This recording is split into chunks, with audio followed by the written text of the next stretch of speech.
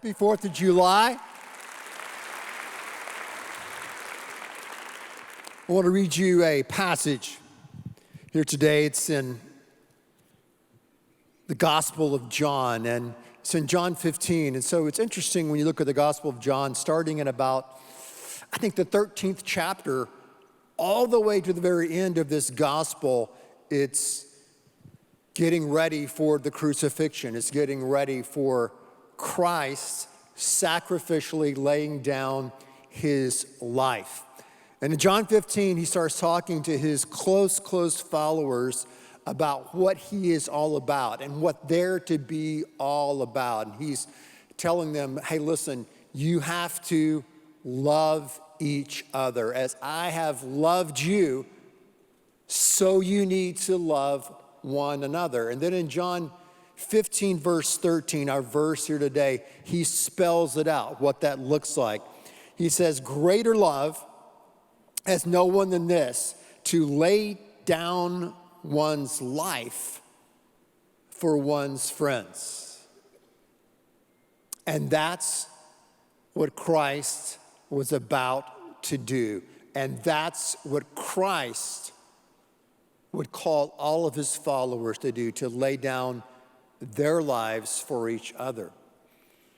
Now, in our church family, in our country, on Memorial Day, also on the 4th of July weekend, we remember those and reflect on the men and women who have served our country.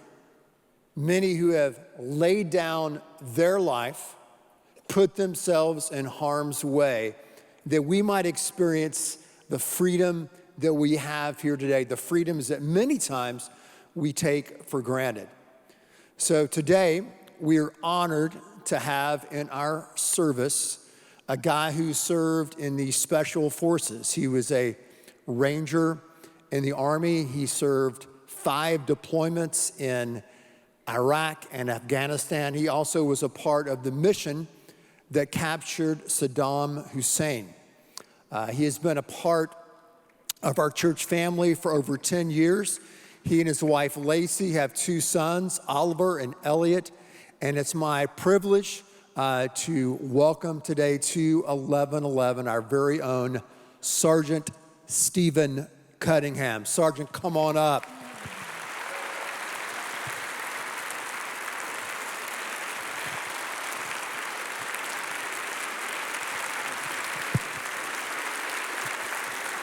Thank you.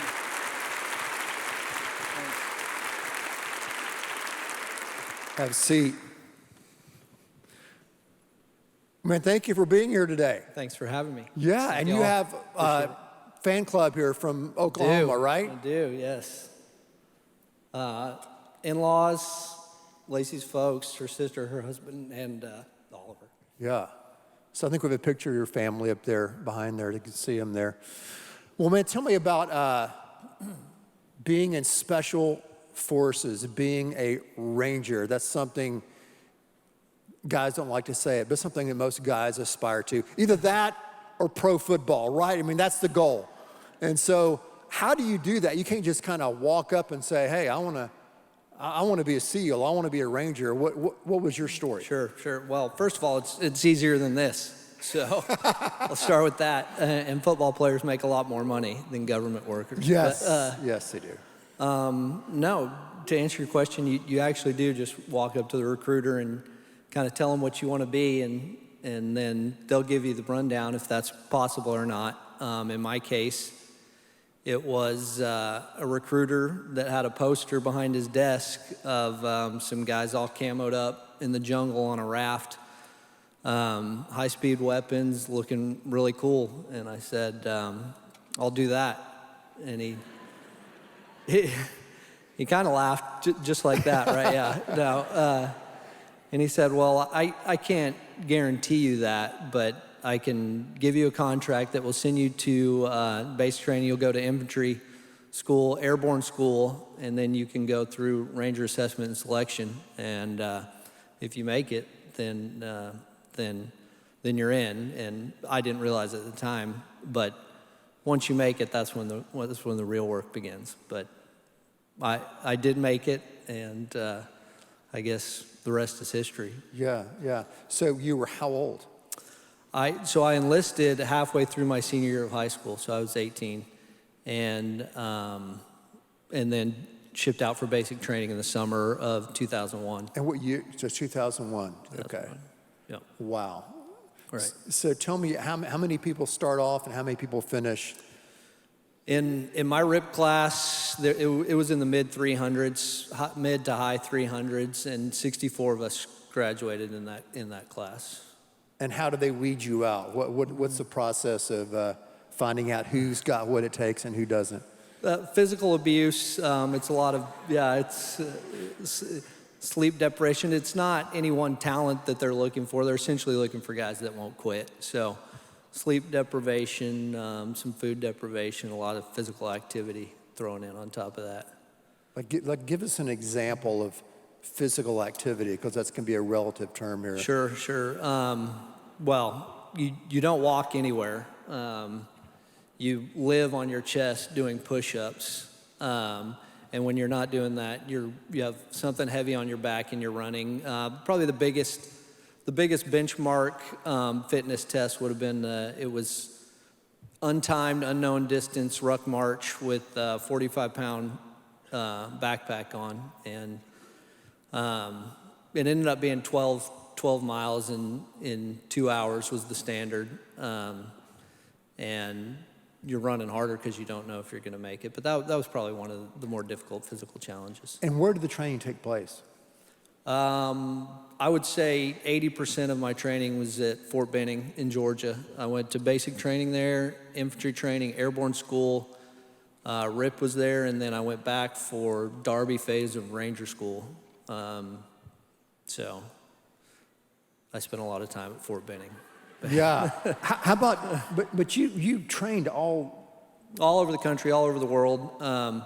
If we weren't deployed in combat, we were somewhere else training around the world, around the country.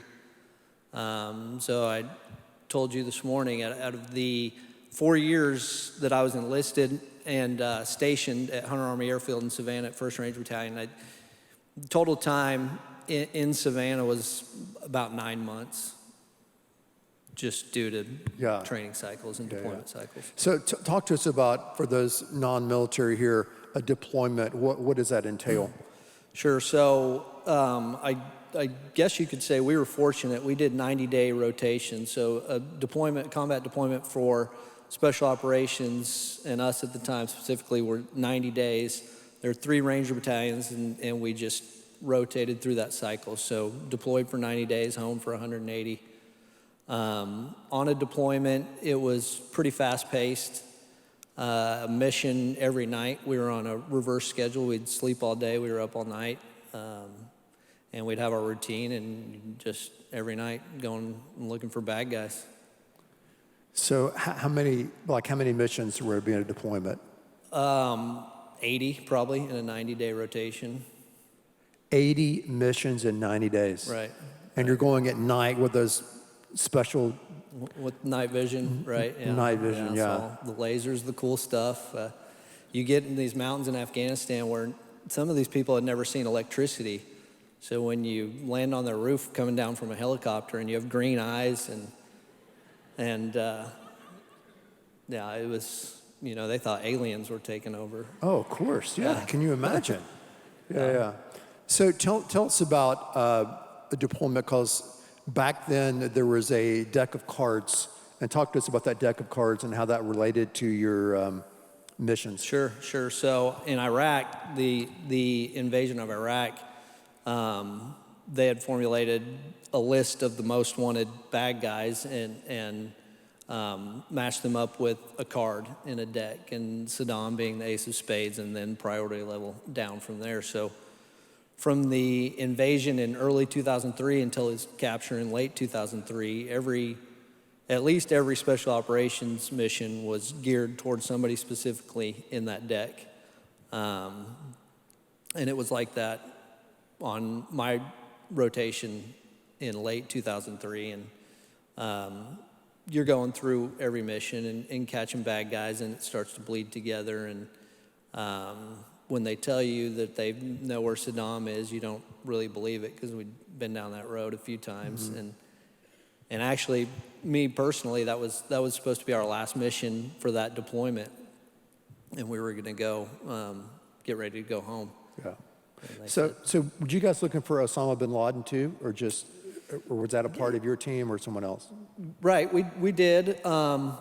In Afghanistan, it was a little different. It was more geared towards eliminating the Taliban and Al-Qaeda. So there wasn't a lot of actionable intelligence on bin Laden at the time. So anything they did find was big, but I think the trail was hotter when we got to Iraq for Saddam. Which one was more arduous? Was Afghanistan or Iraq tougher? Environmentally, Afghanistan for sure. The mountains just unrelenting in that environment. So hot in the summer, so cold in the winter. Some of these routes that insurgents were taking across the border were 10,000 feet, and getting up there in helicopters. And so Afghanistan was extreme. Iraq was, I was staying in one of Saddam's palaces that had a swimming pool, and we were hitting golf balls into the Tigris River. So Iraq really wasn't that bad. Well, that's what you're doing during the day, but at night. Right. At night, we were in the right. Yeah, it's a little different. We were just working at night in the city. It was, it was an hour, 2 hour mission versus a 6 hour mission in Afghanistan, where everything's by helicopter and in those types of environments. But. And did you guys work with other special forces like SEAL teams, and how did that work? We did. Worked with the SEALs. We worked with Air Force Special Operations. We had attachments every mission because those guys control all of our transportation, and then the air support, and then other Army Special Operations units. And they divided up by location primarily. And at that time, the Navy, SEALs had Afghanistan, and Army Special Operations Delta Force had Iraq. So depending on where we were primarily in support of those units. Yeah. How did they prepare you guys psychologically for what you were going to face in those deployments? Because you were in a lot of just extreme situations, life and death. How did they prepare y'all psychologically to deal with, say, fear and anxiety? Sure.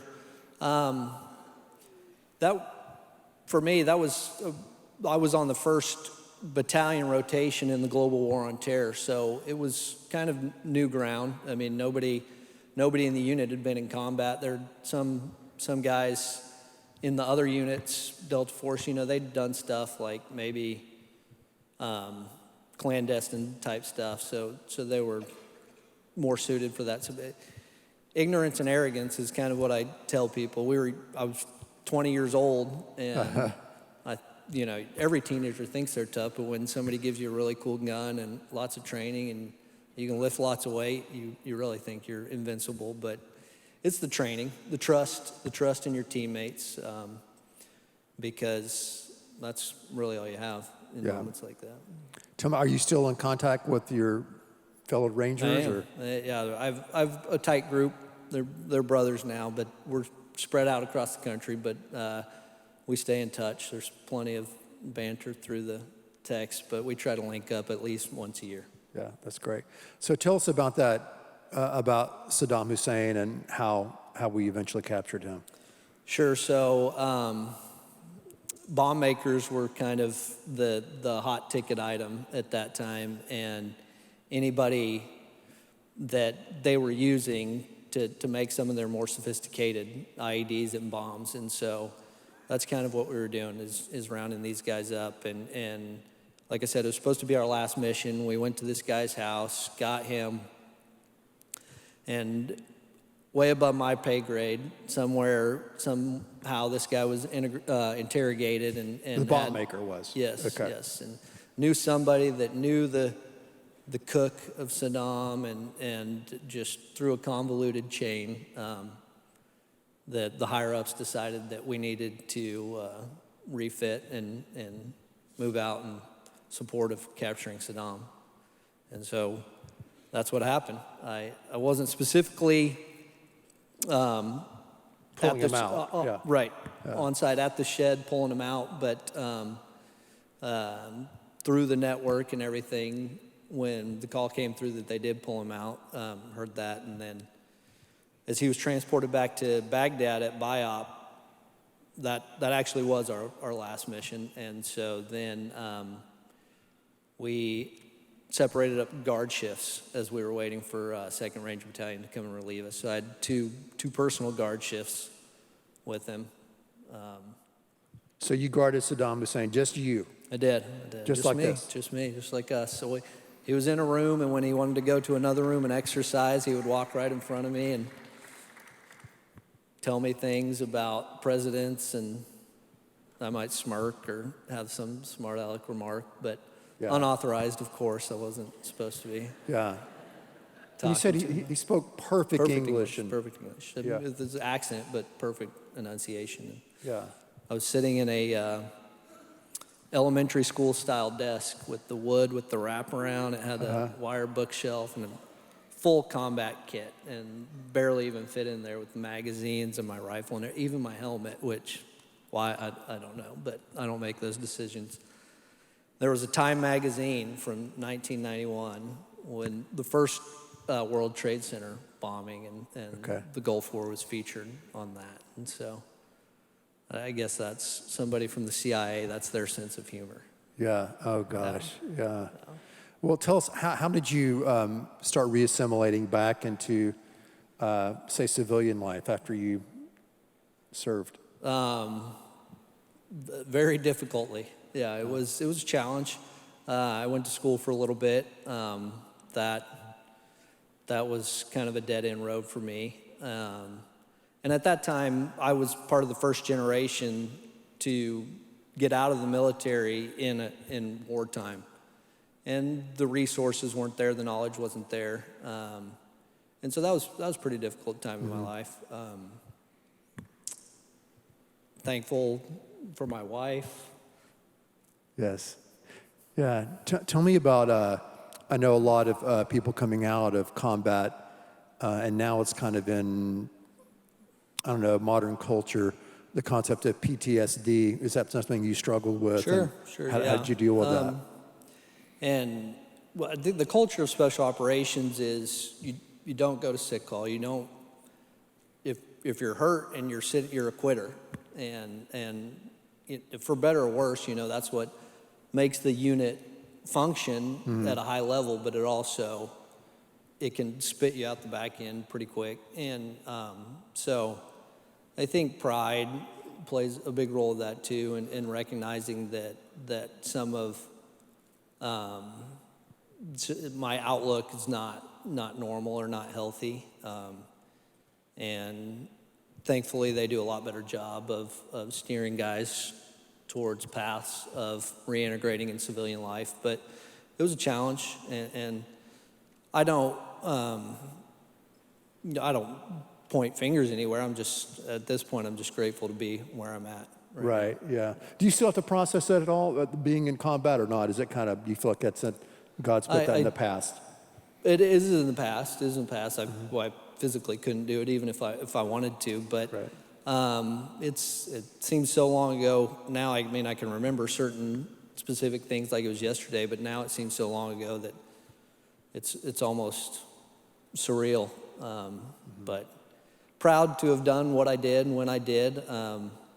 There's a lot of people that have done a lot more than I have and will continue to do so, but like I said, just grateful to have my family and the community that we have and be where I am right now. Yeah. Talk to us, yeah.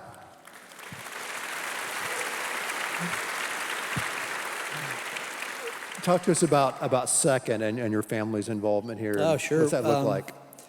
I think we've been members 10-ish years, but, Houston's full of bubbles. When we first moved here, we moved right to this area, and the church is not small, so it's like this big flashing light. When we were looking for a church, well, I can see one from our house. I can see. There it is. Yeah. And no, we've been here ever since. It's been a huge blessing.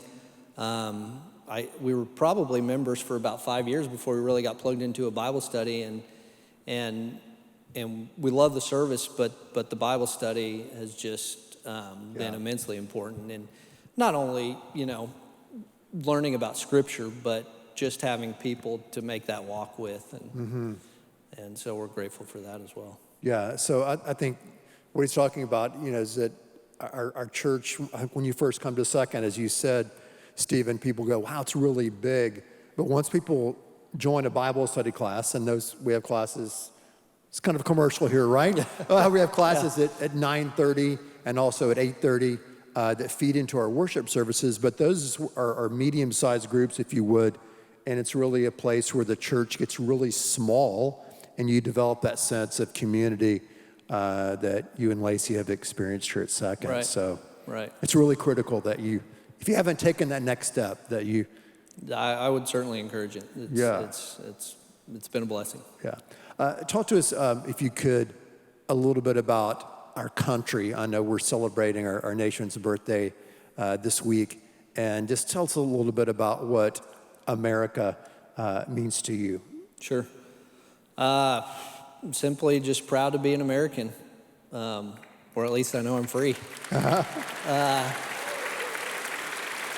Free to worship, free to speak, just all the civil liberties that we enjoy that people don't realize could be taken away pretty easily.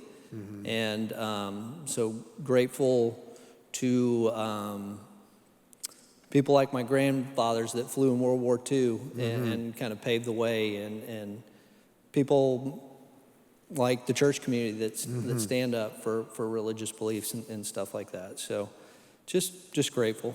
Yeah. Grateful to be an American and be a Christian, really. Yeah. Let's thank Sergeant Stephen Cunningham for being here today. Brother, we appreciate it. Great job, man. Yes, sir. Awesome. Really good. Thanks so much. Appreciate it.